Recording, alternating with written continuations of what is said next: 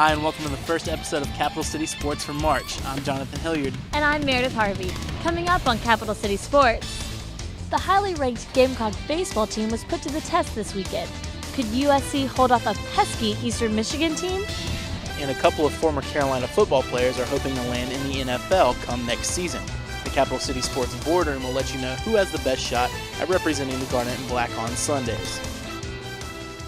And just as in recent seasons, the men's basketball team is heating up late in the season. The Gamecocks played their final home game last night against Vanderbilt in the Colonial Center. Coach Dave Odom prepping his team for their final SEC home game of the season, which means it's Trey Kelly's last home game of his career as a Gamecock. Unless they can sneak in the NIT and squeeze a home game. Brandon Wallace, also in his last game at the Colonial Center, wins a tip for the Gamecocks. Early in this game, it's Trey Kelly with the drive to the basket. He scoops, as he's so good at, and he's been so good at all season. Gamecocks go up 2-0. But here comes Vanderbilt. Dan Cage with the three early in the ball game. Vanderbilt takes the 3-2 lead on the Gamecocks. Here comes Brandis Rayleigh-Ross. He's dishing out to Bryce Sheldon, also a senior in his last game at the Colonial Center. He hits the three. That's 9-8 Gamecocks with 16 minutes to go in the first. Brandis Rayleigh-Ross really heating up here late in the season. He hits the three.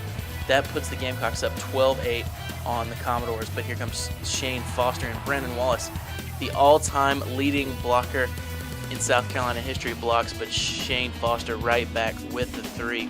That makes it 18-17. Vanderbilt has their first lead of the game. But here come the Gamecocks. Good ball movement to Brandis Rayleigh-Ross. Hits the three. 25-23 Gamecocks by 2 with 7 minutes in the first half. But Dan Cage right back the very next possession. 26-25 Vandy. They're going back and forth.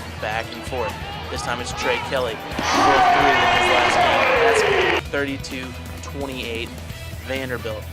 Back down the court though, and now the Commodores are starting to build a lead. Derek Byers, SEC Player of the Year candidate, he hits the three, puts the Commodores up 8. Now it's Shane Foster. He was just on fire from downtown all night. Shane Foster hits the three, puts the Vanderbilt Commodores up 12.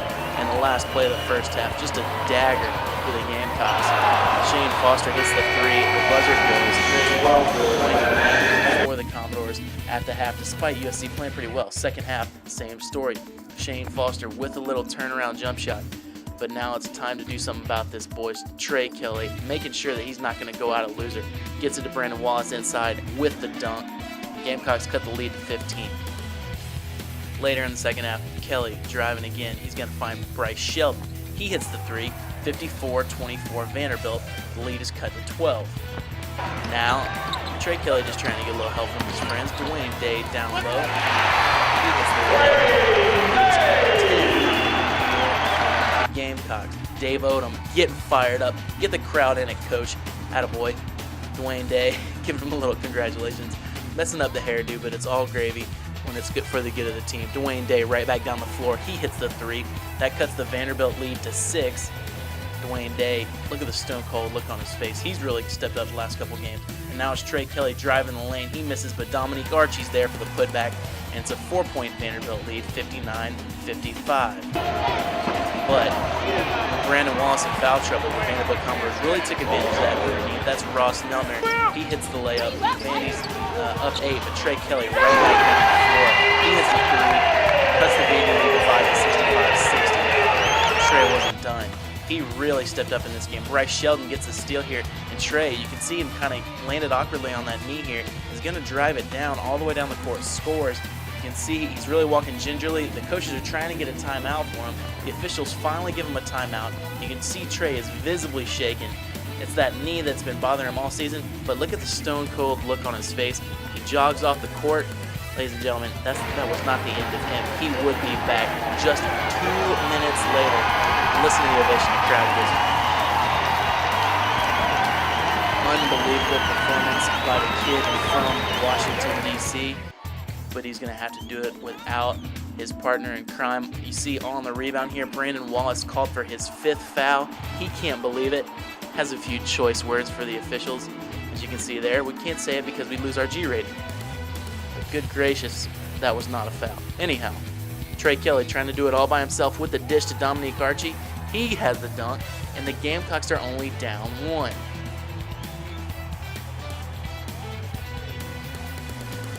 But back comes Vanderbilt. It's Ross Neltner now. They get it down to him down low. And without Brandon Wallace, the Gamecocks were struggling inside. He scores, puts the Commodores back up 3. But back come the Gamecocks. Trey penetrating like he does all the time. Kick out to Dominique Archie. He hits the 3. And ladies and gentlemen, it is a tie ball game in the second half. Gamecocks came back from 17 down. And now it's time for Trey to take over, baby. Down the lane. He slices and dices. He hits the layup. Gamecocks up 4 with 2 minutes left in this ball game. But back comes Vandy. Ross Neltner inside. Tie ball game at 79. The crowd can't believe it. But Gamecocks are going to get their chances here. It would end up in a tie. They would go to overtime after not being able to get a good shot at the buzzer. Archie gets the tip for the Gamecocks, but Derek Byers finally showing up in overtime. Ladies and gentlemen, Trey Kelly just thoroughly outplayed him in this game. Byers caught up with him in the overtime period. Not in points-wise. Trey had 32. Byers hits a couple threes here to put his team on top. And now, the Gamecocks just struggling, desperately trying to stay in it. Trey Kelly. What a performance by Trey Kelly once again. That puts the Gamecocks down 4. But Vandy was just too much. Byers driving. He's going to miss this one, but the rebound goes to Julian Brown, and he just puts it back up. Vanderbilt up 6. Looks like that's going to do it for the Gamecocks. Dwayne Day trying to cut the lead. He can't do it. Vanderbilt gets the rebound. They would go on to win 99-90 in this one. You see the agony on Trey Kelly's face and his team. So close yet so far in this last home game of the season, and Vanderbilt is victorious. In this game, you see the final 99-90. Shane Foster, 33 points for the Commodores, 6 rebounds. He was on fire from three-point land. Trey Kelly with 32 points and 8 assists. What a performance by the kid from D.C. And I will tell you, if he's not player of the year in this conference, shame on the people that vote. If he's not player of the year in this league, and I don't care who hears me say it. I mean, come on now. Unless there's a different definition for player of the year, give it to me before I vote. I mean, he is player of the year in this league, period. No conversation. It was a dramatic weekend at Sarge Fry Field as the baseball team took on Eastern Michigan. We've got the latest highlights later in the show. But next, we'll go back to the hardwood for more on the Gamecock basketball team. We'll be back after the break.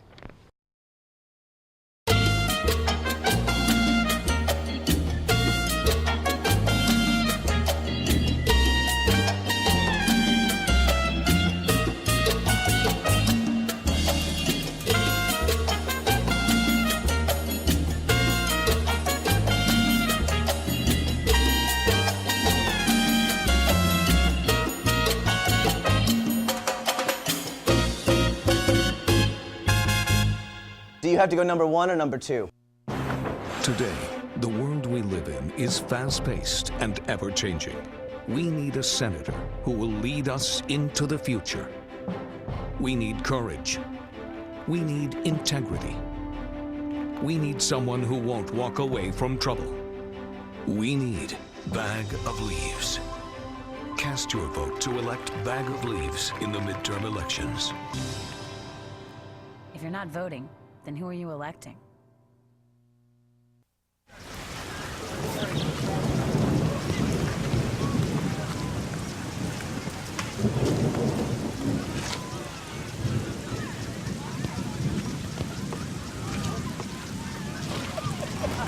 It's easy to tell if you've had way too many. But what if you've had just one too many? Buzz driving is drunk driving.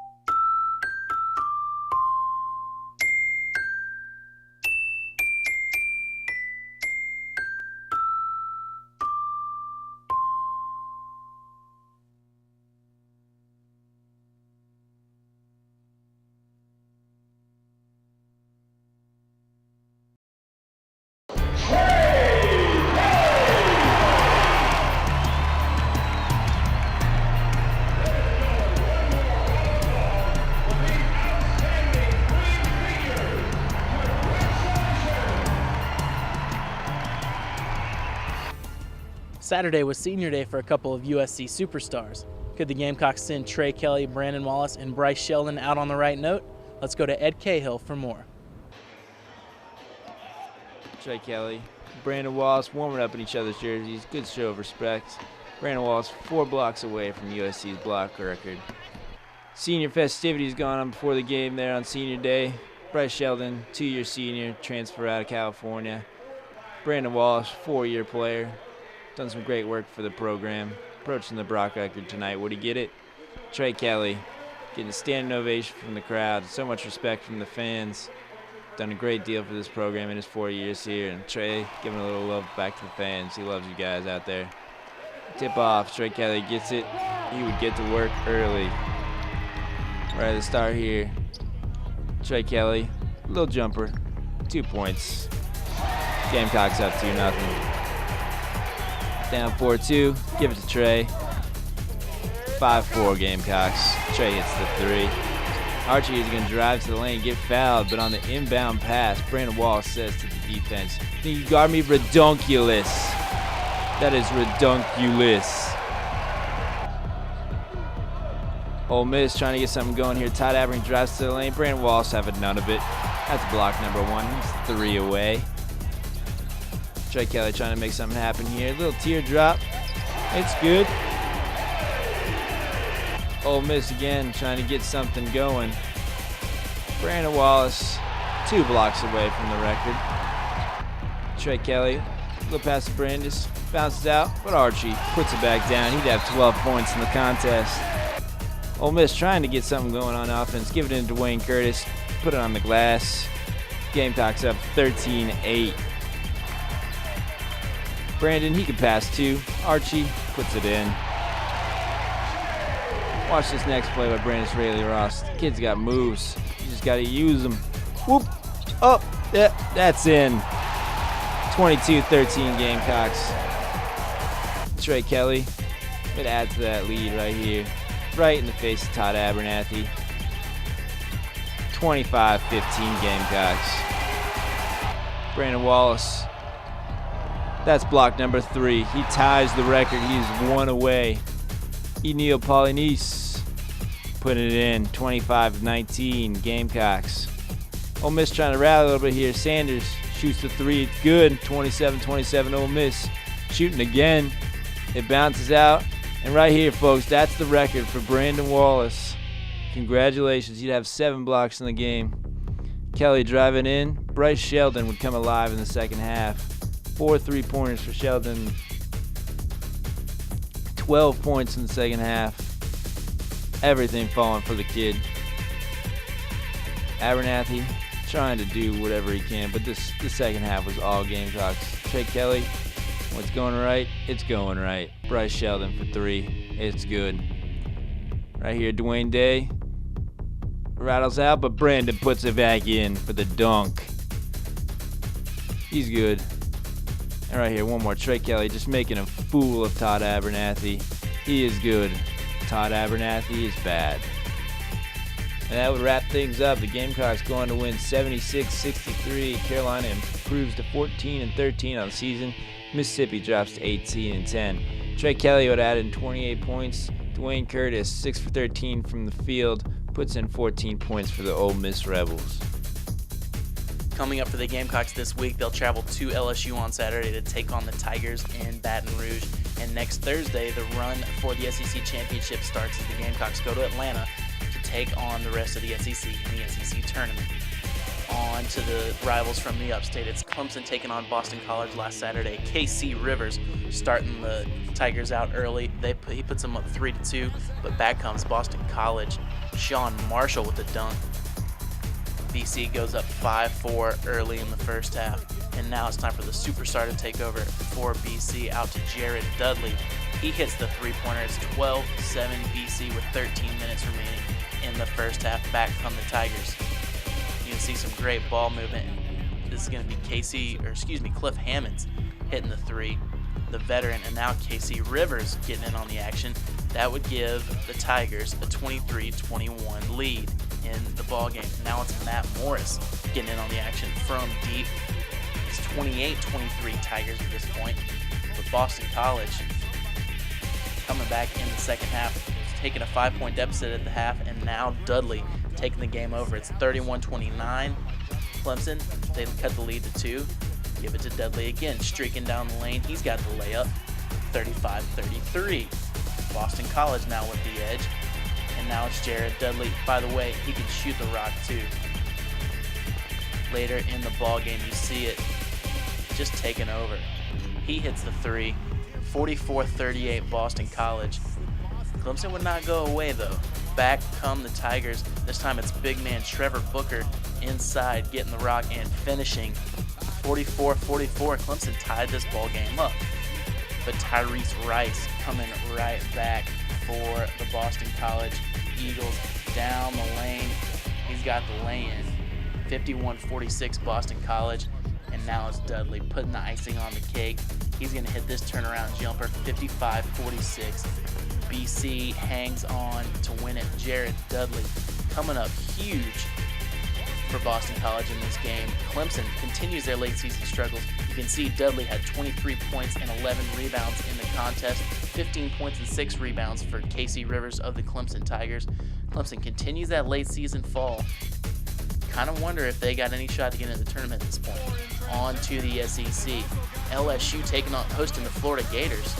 LSU has just not had a good season, had high expectations coming into the season, hasn't materialized. There you see Collins Temple with a dunk, Garrett Temple with a dunk, a younger brother of Collins Temple, and now it's Temple from behind the arc. He's going to hit this three. That puts LSU up 19-8 early in this ball game. Now it's time for the veteran Tasman Mitchell to add in. He's going to shoot the three. Money. 22-12 LSU early in the ball game. Gators wouldn't go away. They would make a game of it, but they just never really had all their stuff. This time it's Corey Brewer. He hits the three, another SEC Player of the Year candidate. That makes it 28-17 LSU. The lead is cut to 11. The Magnum roll for LSU. Nice pass underneath. Roll finishes with the dunk, 32-19. LSU had a big halftime lead. Now second half, Gators making a run. The dump down to Noah, and he finishes. Has a couple of words of wisdom for LSU there. Chris Richards now for the Gators. You see Brewer. Great ball movement here by the Gators. Walter Hodge back down to Chris Richards. He lays it in, 39-30. But the LSU Tigers were just too much on this day. This is going to be Terry Martin. Looking, finally finds Martin. He's going to, nice crossover move. His foot's on the line, but nonetheless, it's good. That pushes the lead back up to 12.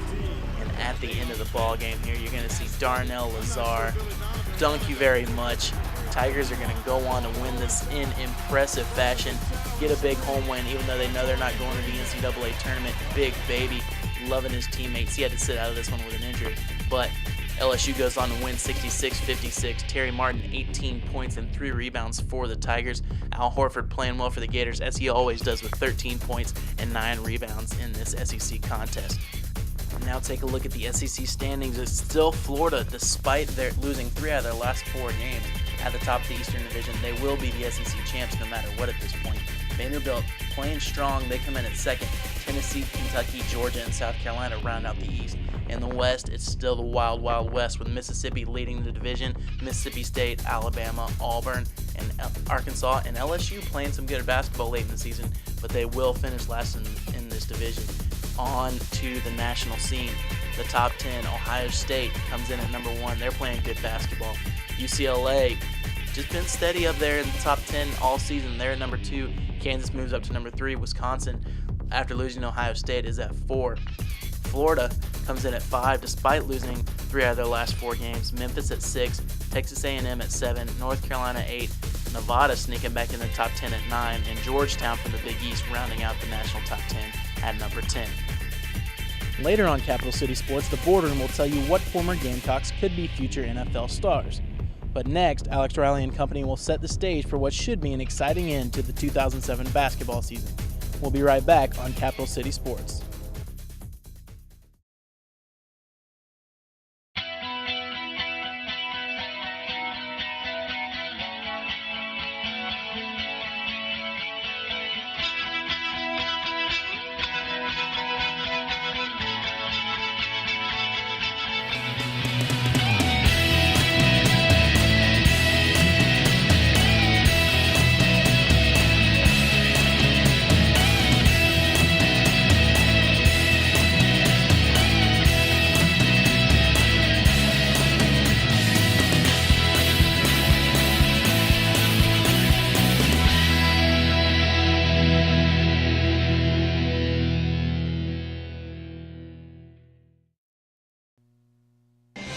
Frozen Peas, respected member of our community for years, determined to always do just the right thing, committed to support the growth of our children, and effective at lowering bad cholesterol.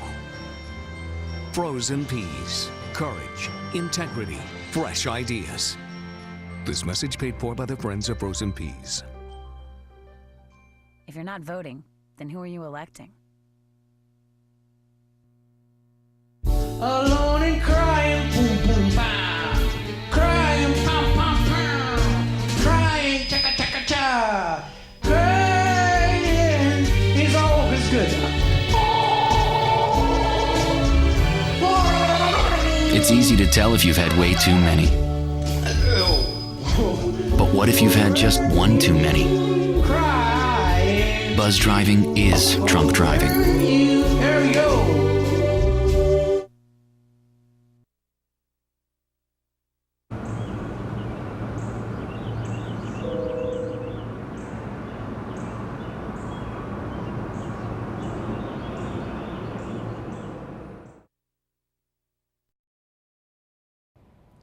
Is the late run the Gamecock basketball team is taking good enough to get them into postseason play? For more, we're going to Capital City Sports Boardroom and Alex Riley. Welcome to Capital City Sports Boardroom. I'm Alex Riley. To my left, Matt Moore of the Capital City Sports radio talk show and his partner, Tom Benning. Guys, let's start off with a little USC basketball. Carolina obviously playing better basketball right now. Last couple games have been pretty solid, as Dave Odom put it, except for 8 minutes at Florida. The last 3 games have been pretty solid. I mean, what are you getting from the team right now as far as the level they're playing at? Well, I mean, watching that Ole Miss game was watching a team that I haven't seen play all season. I mean, if they play like that, it's obvious that they're going to do some things at these last 2 games, and probably in the SEC tournament. It just kind of depends on matchups. But it's a very different team than what we've seen in the 3 straight 30-point losses earlier this season. I mean, I'm not completely convinced yet, honestly. You know, you look at the Tennessee game and the Ole Miss game, and those certainly were, incredible performances, especially against Ole Miss. Trey Kelly was, probably one of the better individual performances I've seen in a long time. You just took Todd Abernathy, off the dribble, time after time. But I'm just not, convinced that this team over an extended period of time can, produce that same high caliber style of play. When you have people like Dominique Archie hitting threes and Brandis Rayleigh-Ross hitting threes, that's great for the team. But I don't know if you can count on that. With you mentioned Trey Kelly in the SEC tournament next week. We'll find out if Kelly is indeed a potential candidate or at least a finalist for the SEC's Player of the Year. What do you think he should finish at? Do you think he should be the SEC Player of the Year?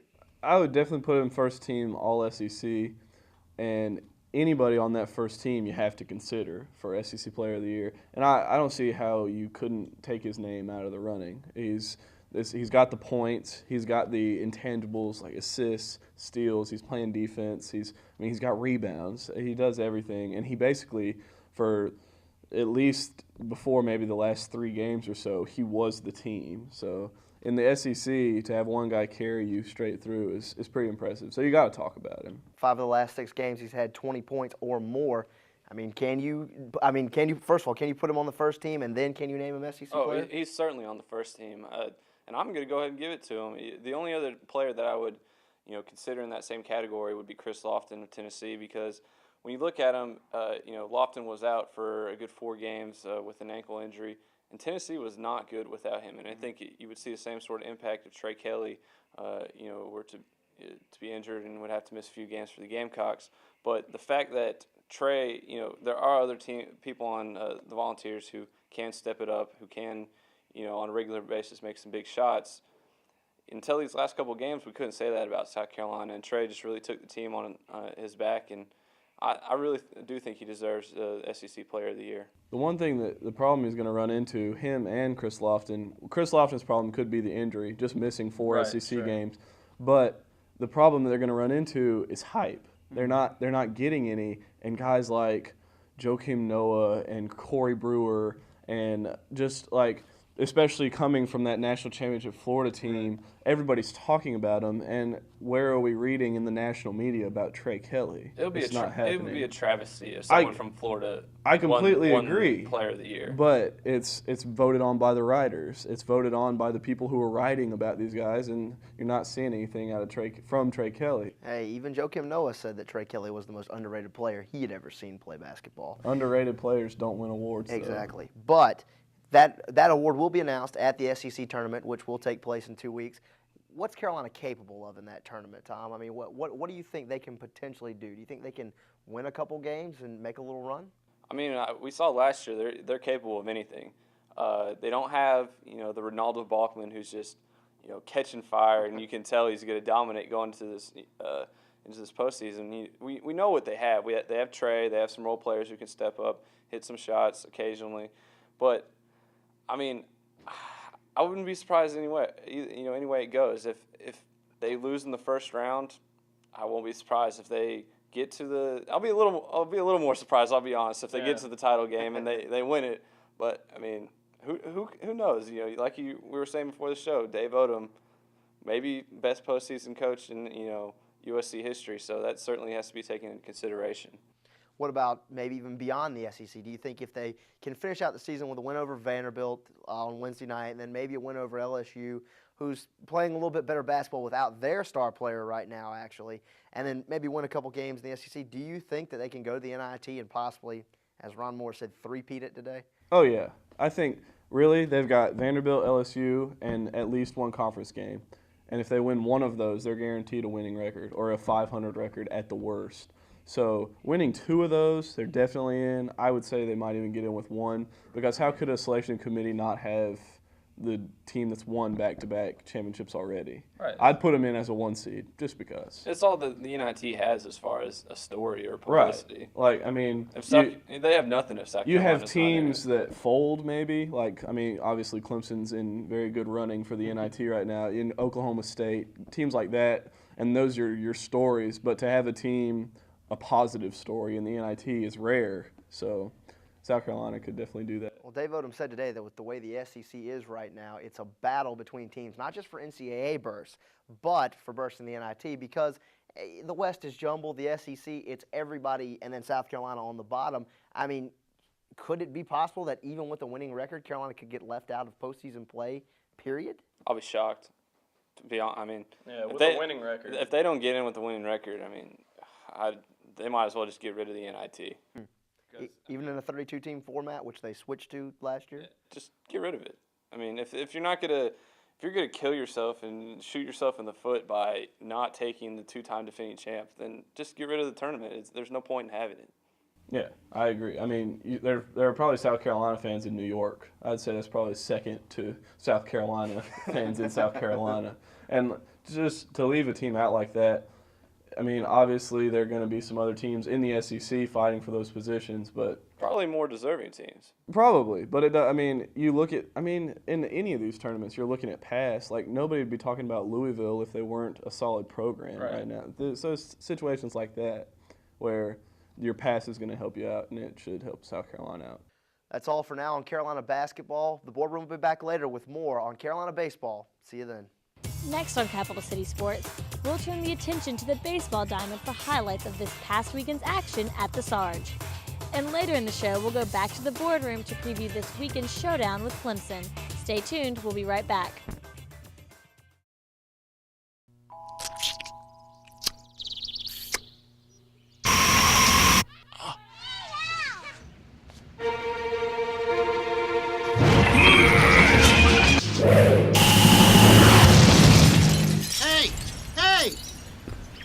What is your problem, man? You're welcome. What the heck is wrong with you? What do you mean? Don't give me that! All right, what's going on here, fellas? The missile was about to hit the school. I just acted as fast as I could. That doesn't change the fact that I don't have a car anymore. Who just throws a person's car at a missile? You're serious? Yeah, who's gonna pay for my car? I guess I could. Do you even have a real job? Yes. Do you have insurance? I saw the whole thing. Call me.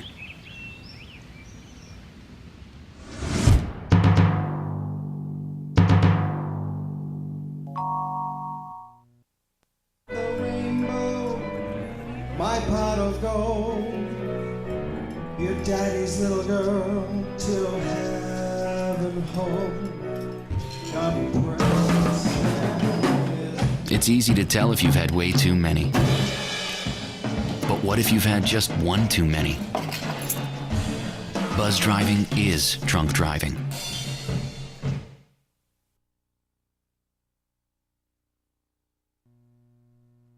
The bear climbed over the mountain, the bear climbed over the mountain, the bear climbed over the mountain, and what do you think he saw?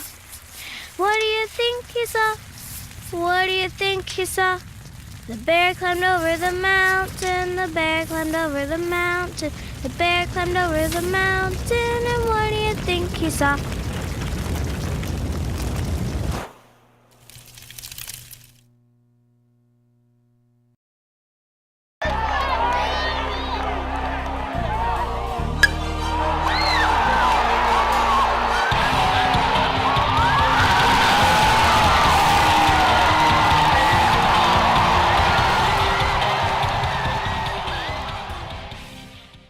After slipping up last Sunday against the Citadel, the Gamecock baseball team was anxious to get back on the field. The Eastern Michigan Eagles invaded the Sarge for a 3-game series this weekend. Gamecocks hosting the Eastern Michigan Eagles for their home opening series of the 2007 season. Harris Honeycutt taking the mound for the Gamecocks still has not lost in a USC uniform. We go to the second inning. Harris Honeycutt working it. He was on all day long. This is Friday's game. Moving on to the 6th, South Carolina. Shane Hurst is driving one to deep left field. That's going to be an RBI double for Hurst. He sits on second. Reese Havens coming behind him. He's got a single. That's going to knock in Hurst. That makes it 3-0 Gamecocks. Played the catalyst for the Gamecocks this weekend. Did a good job of it at the leadoff spot. The old leadoff hitter, Travis Jones, is going to be knocked in here when Trent Klein sends one of the second basemen, and he can't make the throw to first base. Got a little Chuck Knobloch syndrome in him there. Travis Jones coming in to score. That makes it 5-0 Gamecocks. Later in the 6th inning, Gamecocks still not off the field. This is freshman phenom Lonnie Chisenhall putting it in left field. Around the corner comes Trent Klein. He's coming home. He will score. 6-0 Gamecocks in the 6th inning. Lonnie Chisenhall sits on second, playing real good baseball early for the Gamecocks.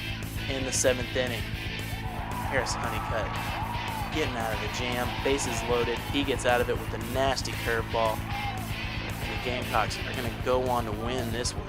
Harris Honeycutt was unstoppable in this game. Went on to win his 11th game as a Gamecock. South Carolina wins the game 6-0. Honeycutt pitched 7 innings, had 9 strikeouts in this ballgame. Jeff Fisher, the stud for Eastern Michigan, had 4 strikeouts and 3 earned runs in the game. Here's what Tanner had to say about the game. Beautiful opening day for baseball here. Huh, It Chris? really was a great day. It was great to win at home for the home opener. Harris Honeycutt was sharp, but I think what gets lost in the score today is Jeff Fisher from Eastern Michigan. Very, very good. He was the MAC pitcher of the year last year, had great numbers. Any pitcher that goes through a college season with 100 innings and an ERA under 2, pretty good. So it was no surprise that we had trouble getting runs on the board. Unfortunately, we had the 2-out rally where we stuck some in there. But, Harris did a nice job to give us a chance to win, and very happy to win the first one at home. Harris, do you ever start thinking about your undefeated streak as it gets, longer every game? No, not really. It's same game of baseball every day, and as long as the team does good, whatever's the best for them. After 3 starts, are you where you want to be now heading into the Clemson weekend? Yeah, I'm getting there. Feel good. Everything's working, like I said, and it's just every day is a great opportunity to go out there and do the best I can. Game 2 of the 3-game series, actually game 1 of a doubleheader that was played on Saturday. The Eagles trying to even the series up at 1 game apiece. In the bottom of the first inning is Shane Hurst. He's got a double down the left field line. That's going to set him up to be knocked in by freshman phenom Lonnie Chisenhall. Shane Hurst continues to play well in the leadoff spot for the Gamecocks. But top of the second inning, it's Kyle Rode laying down the bunt for Eastern Michigan. They are not going to get him.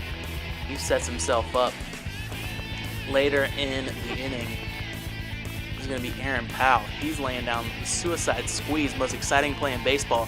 Gamecocks get the out, but it's not enough to keep him from going down 2-1 in this ball game.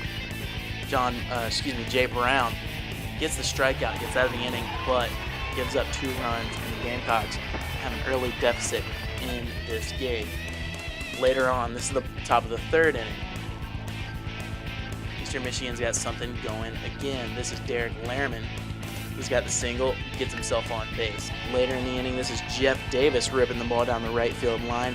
That's going to be a double and an RBI. And the Eastern Michigan Eagles go up 4-1 in this ballgame, shocking the number 4 team in the nation. There you see them scoring that 4th run. The Gamecocks were back on their heels in this game. But now moving on to the 4th inning. Not before Jay Brown gets out of it with a strikeout and it really eliminates further damage, does a good job of that. In the 4th inning, it's Drew Martin ripping one deep to right field.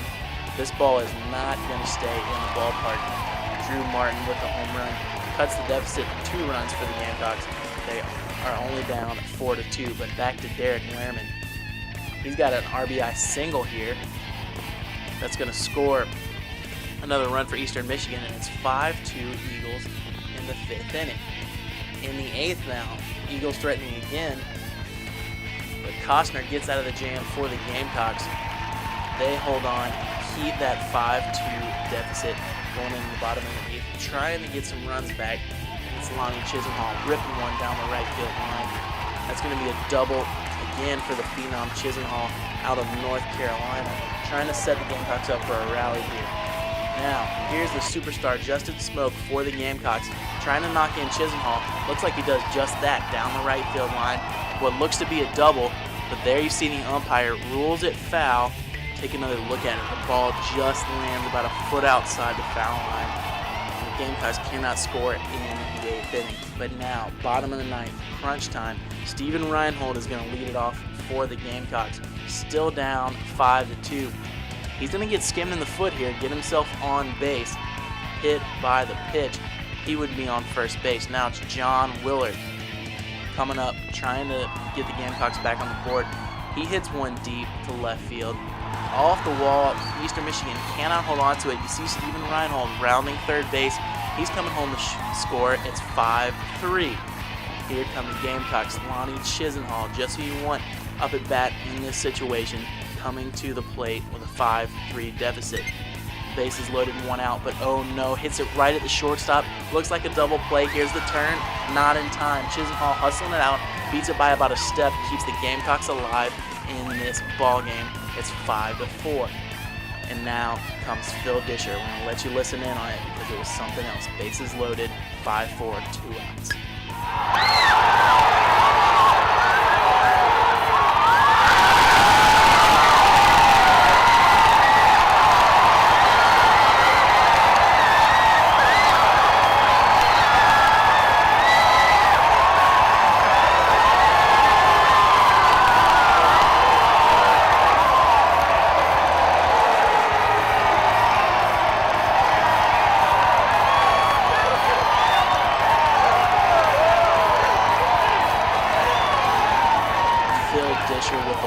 walk-off grand slam coming through in a big way for the South Carolina baseball team, pushes them to an 8-5 victory in Game 2 of this series.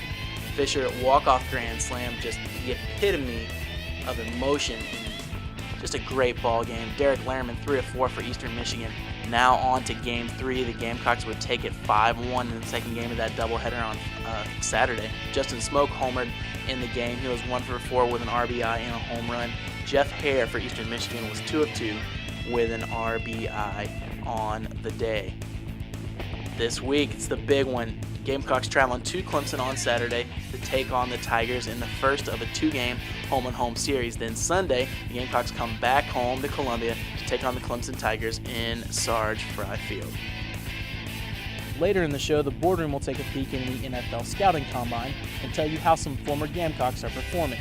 But next, Alex Riley and the Bunch preview next weekend's Monster Baseball Series between the Gamecocks and the Clemson Tigers.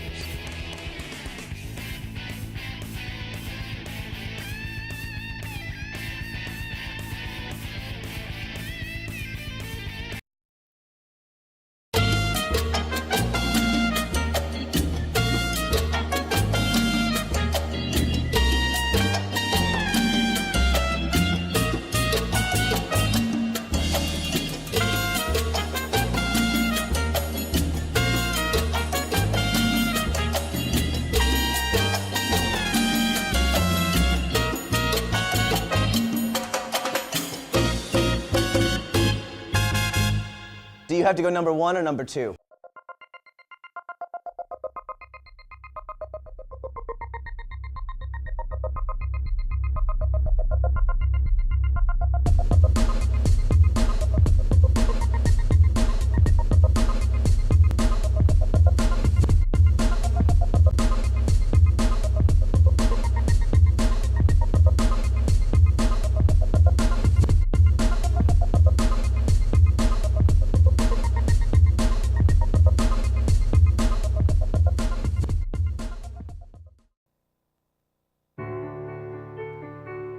What's it like when you hear your calling? Will you remember where you were? Will you ignore it? Or will you listen?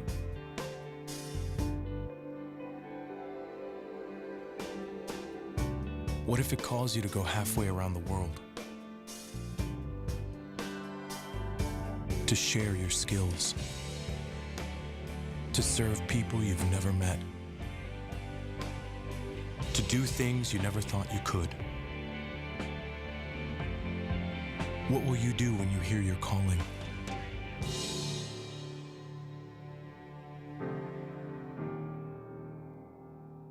Peace Corps, life is calling. How far will you go? After a great start, the Gamecock baseball team appears to be ready for a test, and that's just what they'll get this weekend in a 2-game series with the Clemson Tigers. For more on that series and the state of USC baseball, let's go back to Alex Riley and company in the Boardroom. Welcome back to the Boardroom, here with Matt Moore and Tom Benning. All right, guys, let's switch sports a little bit. The sport that's starting to come out, Carolina-Clemson baseball series this weekend. Obviously, 2 top 5 teams going to play a home-and-home series over the weekend. Big battle. What are you expecting out of this weekend from that series? Oh, man, it's amazing because in college baseball, maybe in college sports, you're not going to find a better matchup year in and year out. Last year, for all 4 games, they were both top 10 teams. At one point, South Carolina was number 1. Like, it's just an amazing series, and this year it's not going to be any different with Clemson at number 2, South Carolina number 4. I mean, playing at Sarge Frye and Doug Kingsmore, you can't get any better. What are you expecting out of it? Tiger Town, obviously a beautiful stadium. Doug Kingsmore is fantastic. Sarge on its farewell tour. I mean, how high are emotions going to be running this weekend? Oh, it's going to be incredible. You can expect an enormous crowd. The place is going to be packed. It's going to be loud. I'm really interested to see how the pitching matchups work out. I'm not too familiar with Clemson's staff, and maybe, Matt, you can fill us in on that. But, you look at Carolina's starting pitchers, and they have, a solid 2 probably in Honeycutt and Cisco. But, it's just going to depend on how the rotation shakes out to see, who does match up against Clemson. Because, if those 2 get lined up next to each other, it could be a solid weekend for the Gamecocks. Yeah, one thing about the pitchers is the South Carolina pitchers have struggled a little bit on the Sunday games, the third games of the series. With the Clemson pitchers, it's been that middle game. It's been the Saturday game and with the doubleheader, that first game of the doubleheader.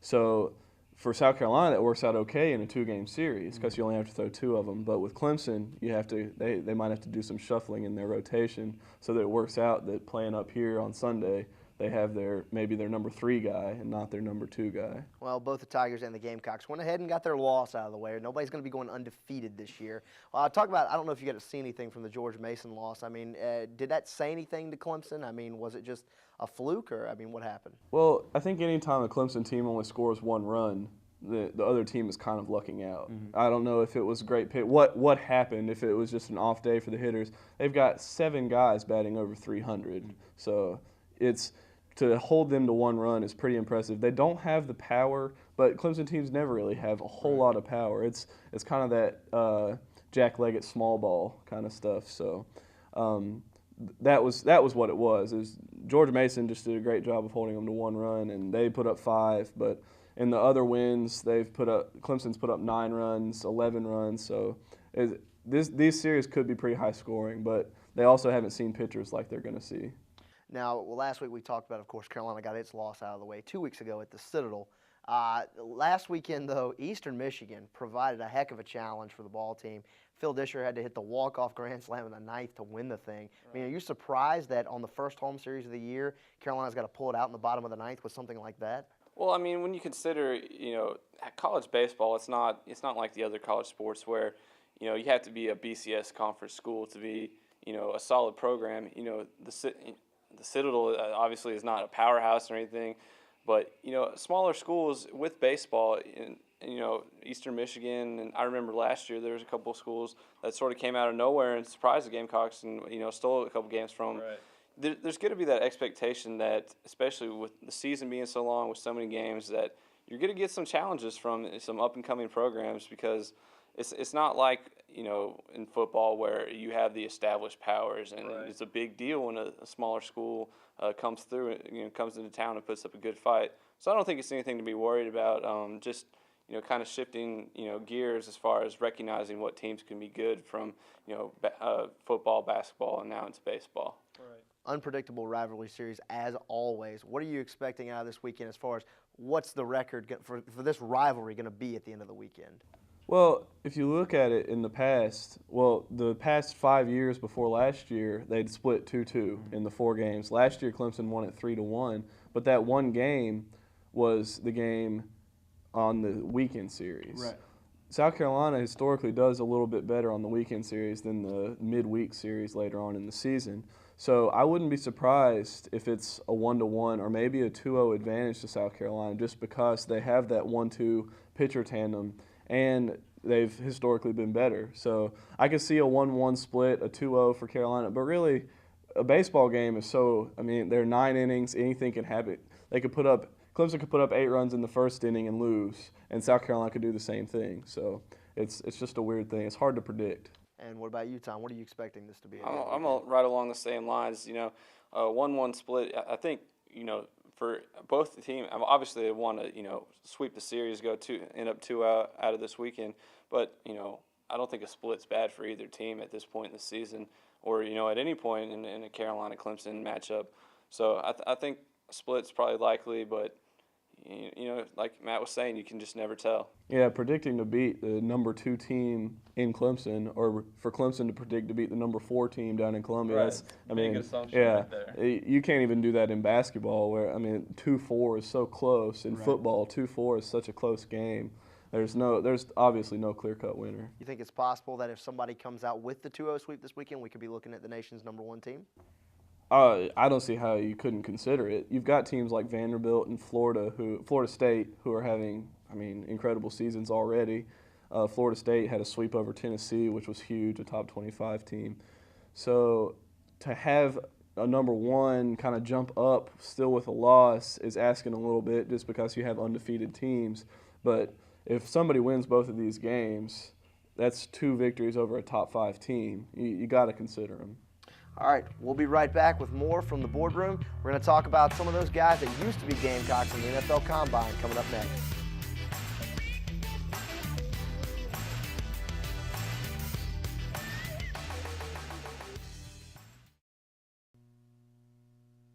He'll be a senator with integrity. He has my family's future in mind. He cares about young people. He's a hard worker. He's focused. Effective. I believe in Old Relish Packet. We need a condiment with values. He'll represent us well in Washington, and he is so good looking. Old Relish Packet and I were trapped 50 miles behind enemy lines. He saved my life. This message paid for by Citizens for Old Relish Packet. If you're not voting, then who are you electing? It was not. It was like...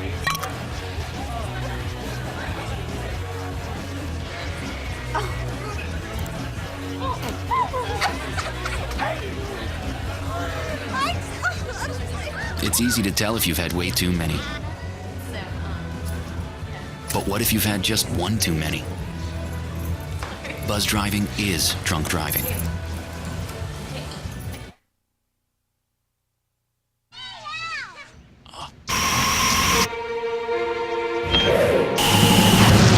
Hey! What is your problem, man?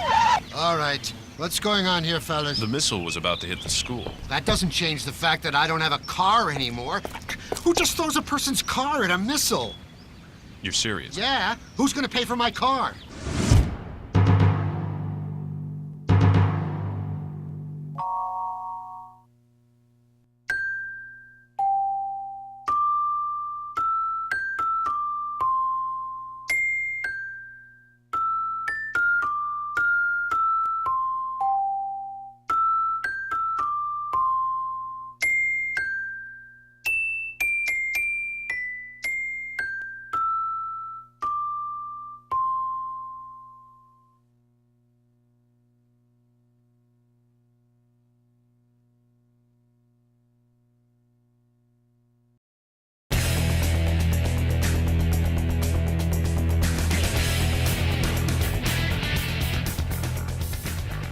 Welcome back to the boardroom. Still here with Matt and Tom. Guys, let's get on to the NFL Combine. Of course, everything's going on in Indianapolis this week.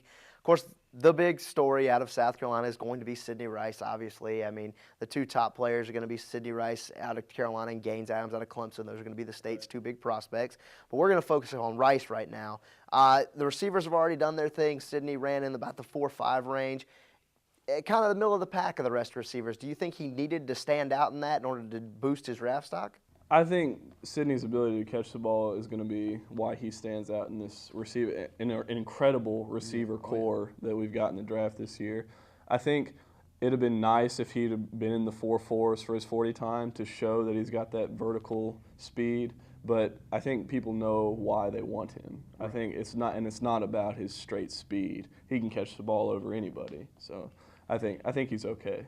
Going up against guys like Calvin Johnson, Dwayne Jarrett, David Bowe from LSU, all those type of guys. I mean, where do you expect Sidney Rice to be at the end of the day when the rankings of receivers come out? Well, I'd say he's probably about the fourth best receiver in my opinion.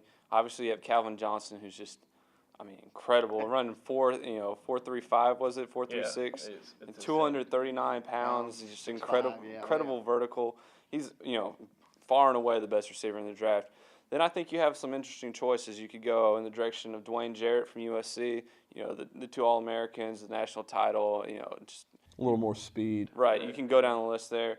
And then I think another player who worked himself ahead of Sidney this week was Robert Meacham from Tennessee, running another sub 4.4 40. 4.36, I think. Right, catching every ball in his sight.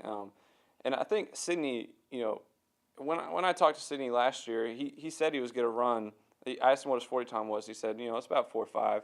So he ran. It wasn't like he ran slower than he thought he was going to. And I think everybody, like Matt was saying, knew what type of receiver he was going in. I don't think he did anything to hurt his draft status. Where for instance, Chancey Stuckey, who ran slower than Sidney, the former Clemson receiver, certainly hurt his by just totally ruined his image as a speed receiver. So I think Sidney, he fared pretty well stacked up against the other receivers. Well, with that in mind, I want this from both of you. Where do you see Sidney Rice going? What team is in need enough of a receiver like him to draft him in the draft this year? Well, we've both seen the mock drafts where a lot of times he's going to Kansas City, Or and I think that would. Jacksonville. Oh well, yeah, and I think Kansas City would be a perfect fit. They need a receiver, really. And right now, teams in the first round are filling that big need, and Kansas City this year just didn't have that a receiver threat that a lot of other teams had. So I could definitely see that, or a Jacksonville, but it's going to be a team that needs a big possession wide receiver. Honestly, I wouldn't be surprised if he slipped to the second round, early second round, just because when you look at the success rate of first-round receivers, it's not high. Right. Maybe a similar type player to who Sidney was Mike Williams coming out of USC. The big, guy who can jump up and get the ball, grab it out of the air. Not somebody who's going to blaze by you. And obviously, Mike had his own problems with, work ethic and things like that that kind of doomed his career. But I wouldn't be surprised if he goes, late first round, but at the same token, I think he could, talk about what a gift getting Sidney Rice in the early second round, late first round. But he'll get a pretty nice check. He'll be doing all right. Right, yeah. I won't feel sorry for him. Another guy from Carolina whose stock at one point looked like it was going to fall completely off the table, and then at other points looked like it was going to rise above everybody else's, is, of course, Syvelle Newton. The king of the fro, as we like to call him. The guy is arguably a great, talented athlete, and he's done some good things, but a 4.7 speed in the draft, or in the combine, is that going to hurt him? Might hurt him a little bit. The thing, if Syvelle gets drafted, it'll be 6th or 7th round. Right. More likely he's going to be a free agent. Somebody's going to sign him because they're going to look at this past season and realize that he's going to do anything you ask him to do. Whether it's play running back, wide receiver, defensive back, quarterback, they saw that this season. And just to have a guy on your team like that is going to go out there and do what you ask him to. So his 4.7 time hurt him a little bit, but then his reps on the 225 bench helped him a lot. So I would say he kind of broke even on the day. Two other guys who have not gone through yet, Chris White and Fred Bennett. What do you see out of those guys? I mean, Fred Bennett was at a time rated a top cornerback. Now, not so much. What do you see out of those guys? I'd say they should count their blessings if they're drafted. Obviously we've seen the potential that Fred Bennett has. The talent is certainly there, but for whatever reason, he just couldn't get it together his senior year. It was a disappointment on many levels, but even the combine isn't the end all be all. There's individual workouts with teams. There's other events where you can go and work out. So there's still time for even for Syvelle to run a faster 40 time and for these guys to make their impact. But they'll sign on to a team, free agent contract after the draft, and they'll get their shot. And really, that's all you can probably ask at this point. Well, that's all we got from the boardroom. Tune in next time. For Matt Moore and Tom Benning, I'm Alex Riley. Have a pleasant evening. That's all for this episode of Capital City Sports. Make sure to tune in next week, Thursday at 8, for more great highlights. I'm Meredith Harvey. And I'm Jonathan Hilliard. Until next time, have a great weekend, Columbia.